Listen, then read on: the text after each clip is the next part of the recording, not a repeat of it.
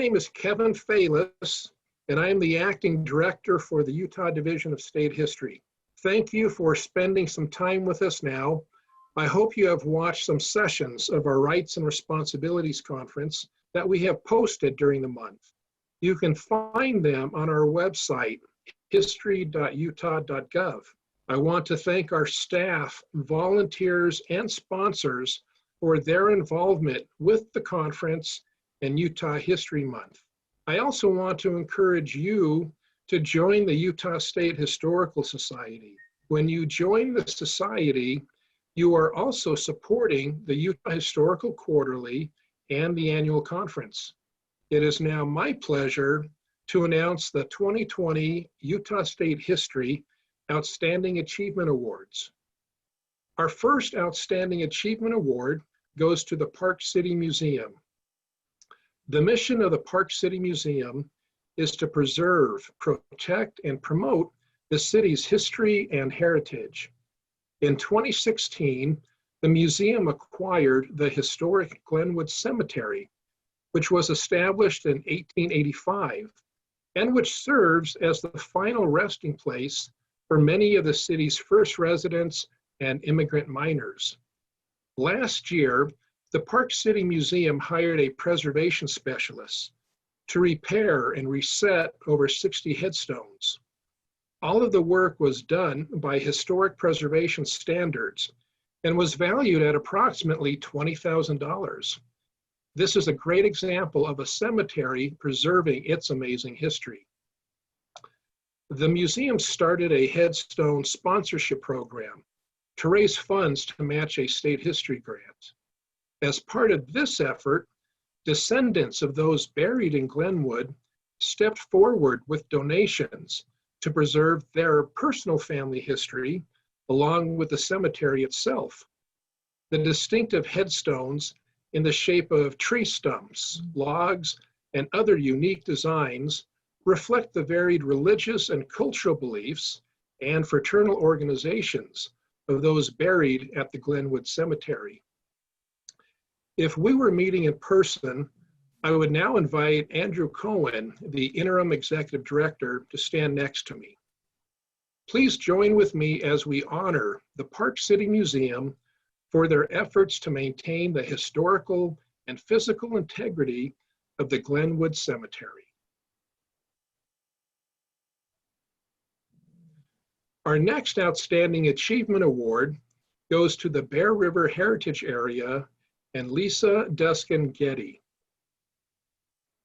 For over a decade, Lisa has worked to understand, document, and support the heritage and cultural organizations, traditions, and individuals of northern Utah and southeastern Idaho. A trained folklorist, Lisa delights in speaking with people, hearing their stories, and supporting them. She has created crucial bridges between the past and the present by documenting traditions, architecture, and stories. Lisa's incredible commitment and passion for her work has propelled the Bear River Heritage Area forward. Her diligent efforts have preserved and sustained local culture and heritage, and the effects of her work will be felt by generations of Utahns. Please join with me as we honor the Bear River Heritage Area and Lisa Duskin Goede with an Outstanding Achievement Award. Our final Outstanding Achievement Award goes to Better Days 2020. Better Days 2020 has been dedicated to popularizing Utah women's history. The year 2020 marked the 150th anniversary of Utah women being the first in the nation to vote under an equal suffrage law. It also marked the 100th anniversary of the 19th Amendment, extending women's voting rights throughout the United States, and the 55th anniversary of the Voting Rights Act, protecting voting rights of women and men of racial minorities. Let me share a few of the achievements of this fantastic organization. Better Days 2020 developed an educational curriculum that introduced K through 12 students to Utah's role in women's suffrage and shared this resource with more than 1,000 teachers. Created local collections of women's history for each of our state's 29 counties, uncovering primary source materials and writing brief histories of women's suffrage in each county. Commissioned portraits of 50 of Utah's key women's advocates from 1870 through the 20th century. The sets were distributed to 1,000 classrooms. Hosted community events for key anniversaries. Partnered with Gibbs Smith to publish Champions of Change, 25 Women Who Made History, about the trailblazers of Utah. Played a crucial role in the creation of the Martha Hughes Cannon statue for the U.S. Capitol building. She was the first female state senator in the nation and in Utah. Finally, Better Days 2020 encouraged many organizations to commemorate the 2020 anniversaries in their own way. Please join me in honoring Rebecca Clark, Tiffany Green, Catherine Kitterman, Nylan McBain, Naomi Watkins, and Better Days 2020 with a very deserving Outstanding Achievement Award. Each year, William P. McKinnon, a scholar and fellow of the Utah State Historical Society, generally provides funds to further the professional development of a meritorious employee of the Division of State History. Today, I am pleased to announce that Dr. Wendy Rex Atzett is the recipient of the 2020 William P. McKinnon Award. Since 2013, Wendy has provided strong and innovative leadership for the National History Day Utah program. She has positively influenced thousands of students throughout the state. We are very fortunate to have her dedication and expertise. This is a very well-deserved recognition. Congratulations, Wendy. And in your hearts or in your living rooms or offices, please give our award winners another round of applause. I will now turn the time over to Dr. Holly George and Dr. Jed Rogers to announce this year's Utah State Historical Society Publication Awards. Hello.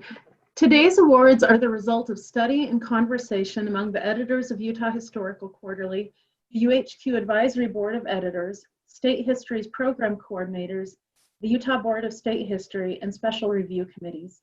We thank the stipend donors for these awards and those who contributed to this process. We couldn't offer the awards without their generous help and support. Now we'd like to present the 2020 Best Article Awards. The Helen Papanikolas Award goes to the best college or university student paper on women's history in Utah, and it's funded by Linda Thatcher and Pat Scott. This year we have 2 award winners.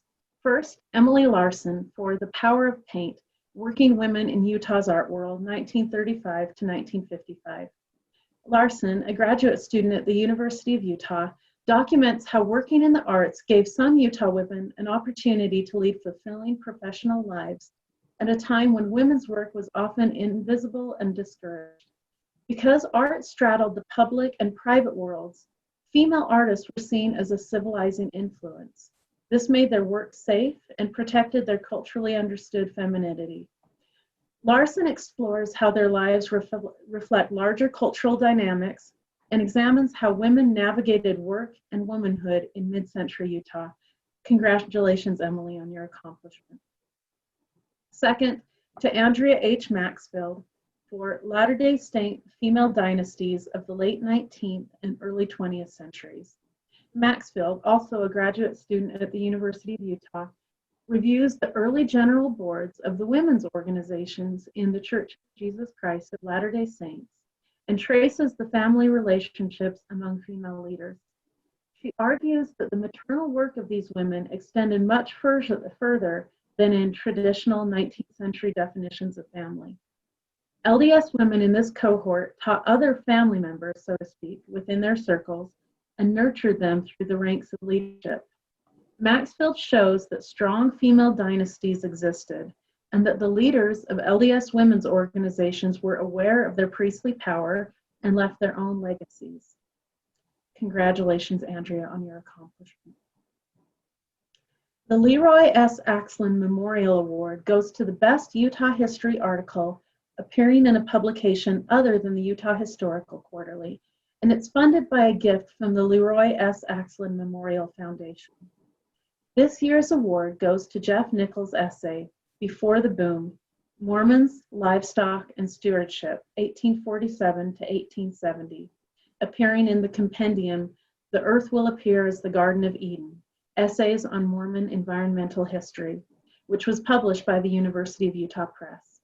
In it, Nichols explores the early world of Mormon ranching and the negative impacts of livestock on the natural environment in Utah Territory prior to the railroad. Instead of looking at agriculture, Nichols casts our gaze on livestock in considering LDS communal practices, the introduction of market forces into the economy, and the ecological health of the land. Congratulations, Dr. Nichols, on a fine article. The Nick Yangich Memorial Editor's Choice Award goes to the Utah Historical Quarterly article selected by the editors as their choice for the year. The award is funded by an annual gift from Ron Yangich. This year's award goes to John Silito for Drawing the Sword of War Against War, B.H. Roberts, World War I and the Quest for Peace, which was published in the spring 2019 UHQ.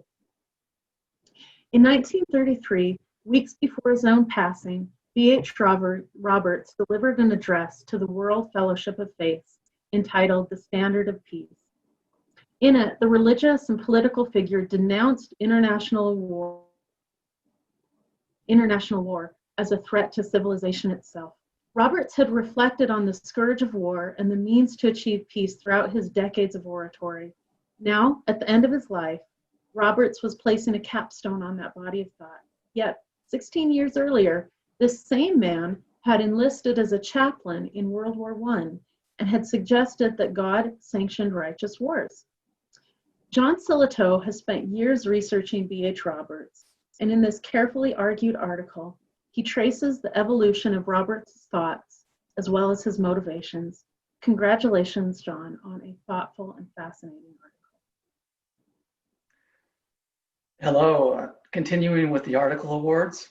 The Dale L. Morgan Award goes to the best scholarly article appearing in the Utah Historical Quarterly and is funded by an annual gift from the Helen Papanikolas family in memory of Dale Morgan. This year's winner is Richard Saunders for his article titled Placing Juanita Brooks Among the Heroes or Villains of Mormon and Utah History, published in the summer 2019 UHQ. Perhaps no Utah historian is more revered and respected than Juanita Brooks, and many pages have been written about her work. Saunders sets out to explain why Brooks is considered a heroic writer, and as perhaps only he can, details the unlikely collaborative relationship Brooks had with the young historian Dale Morgan in creating her groundbreaking masterpiece, The Mountain Meadows Massacre. Saunders compellingly places the writing of that volume within the context of an emerging clash at mid-century between objective, evidentiary-based history and the faith-based history that was previously dominant. Congratulations, Dr. Saunders, on an excellent article. Our final article award, the Charles Redd Center for Western Studies Award, goes to the best general interest article appearing in the Utah Historical Quarterly and is funded by the Charles Redd Center for Western Studies at Brigham Young University. This year's award winner goes to Michael McLean for Taking the Waters, Lost Leisure on Beck Street, published in the winter 2019 UHQ. Motorists today on I-15 between Salt Lake City and Bountiful are probably unaware of being a stone's throw from Beck Hot Springs and Hot Springs Lake, the center of a once thriving recreational complex, now nearly obliterated by industrial infrastructure. McLean documents what's been lost and reminds readers that only, quote, sustained efforts of citizens living at the edges of this industrial haven will ensure that the last few vestiges of this former time survive. Congrats to Michael McLean for this award. We would like to now present our 2020 Best Book Awards. This year we had an exceptional slate of books and authors to consider for the best book on Utah history. Any one of these books we evaluated this year could have received the award. All are honorable. We recommend all of the titles as exceptional examples of contemporary Utah history. Both book awards are generously funded by the Smith-Pettit Foundation. Thanks to the foundation and to Gary Bajura for recognizing good scholarship being done in the state. Finalist for Best Book in Utah History Award goes to Kenneth W. Baldridge for Civilian Conservation Corps in Utah, 1933 to 1942, Remembering 9 Years of Achievement. That was published by the University of Utah Press. Originally a dissertation written over half a century ago, this volume is a thorough, comprehensive, and important piece of scholarship that documents the CCC in Utah program that transformed many aspects of our landscape. And as he writes, quote, "There was a certain magic about sending young men into the woods. It was not so much man against nature as it was man in league with nature against the economic troubles that were then stalking the land." Congratulations, Dr. Baldridge, on this valuable book. And finally, it's my honor to announce that the Juanita Brooks Award for the best Utah history book published during 2019 goes to Sondra G. Jones for Being and Becoming Ute, the story of an American Indian people, published by the University of Utah Press. This book reflects decades of the author's personal interaction with the Ute people and tribe. It's an eloquent narration of a complex, sometimes heartbreaking history, and it's as thorough a treatment that we have of the Ute people.